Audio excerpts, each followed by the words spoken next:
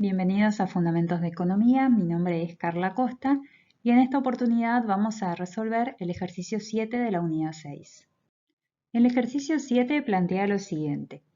Durante un año se realizan las siguientes actividades. 1. Una compañía minera que se dedica a la extracción de plata paga a sus trabajadores $75.000 por extraer 50 kilos de plata, que vende a un fabricante de joyas por $100.000. 2. El fabricante de joyas paga a sus trabajadores $50.000 para hacer collares de plata que vende directamente a los hogares por $400.000.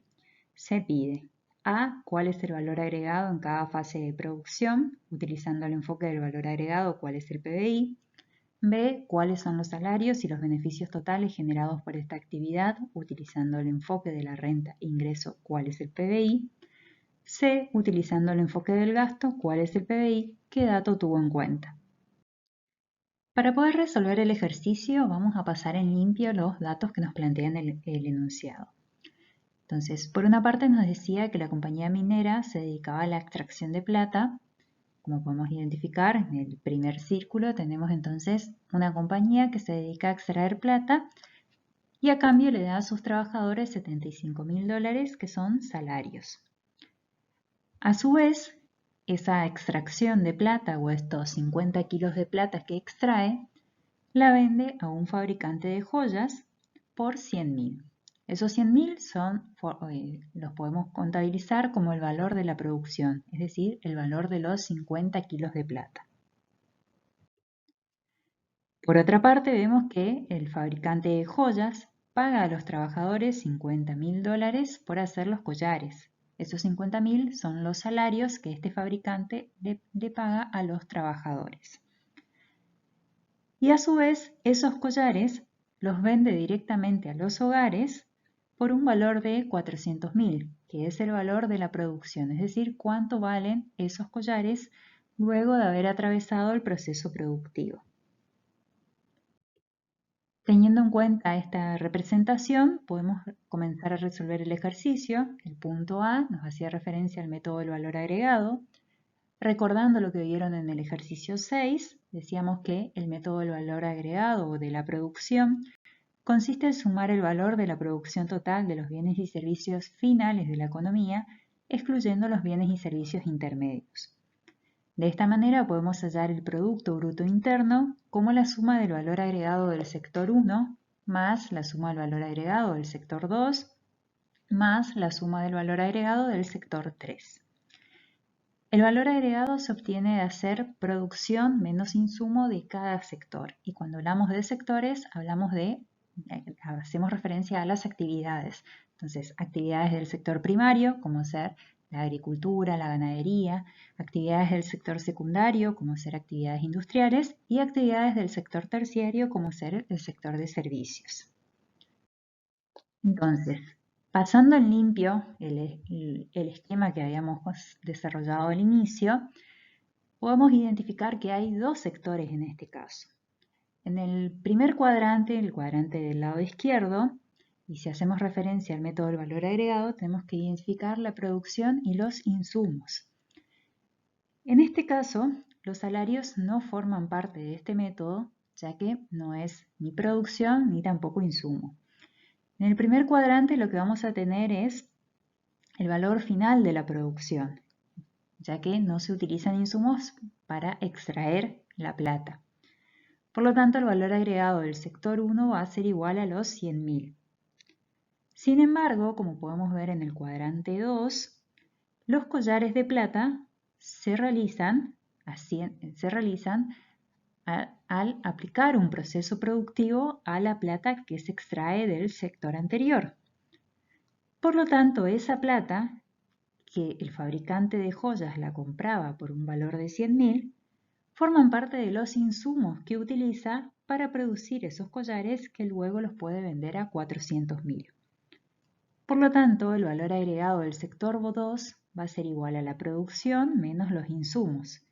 Producción que vale 400.000 menos los insumos que los obtengo del sector anterior, que son iguales a 100.000. De esta manera, el valor agregado del sector 2 es igual a 300.000. ¿Cuánto vale el producto en este caso? el producto, es decir, el Producto Bruto Interno va a ser igual al valor agregado del sector 1 más el valor agregado del sector 2. Es decir, 100.000 más 300.000, lo cual nos da un Producto Bruto Interno de 400.000. El punto B nos pedía que calculemos por el método del ingreso. Recordando lo que vimos en el ejercicio anterior, el método del ingreso consiste en sumar todas las rentas pagadas por la empresa de la economía a los factores de la producción. Salarios, que era la retribución del trabajo, intereses cobrados por quienes prestaron sus ahorros a la empresa, es decir, la retribución del capital, alquileres recibidos por aquellos que alquilan sus terrenos o inmuebles a las empresas, es decir, la retribución del factor tierra, y los beneficios ganados por los accionistas que son los propietarios del capital físico de la empresa, es decir, la retribución de la capacidad empresarial. De esta manera, el Producto Bruto Interno es igual a salarios más intereses más rentas más beneficios. Volviendo a nuestro esquema, podemos calcular el producto por el método del ingreso. En este caso hay un factor que está identificado en ambos cuadrantes, que es el factor trabajo, por el cual la retribución es el salario. Pero a su vez, en ambos cuadrantes hay un empresario que hace uso de su capacidad empresarial.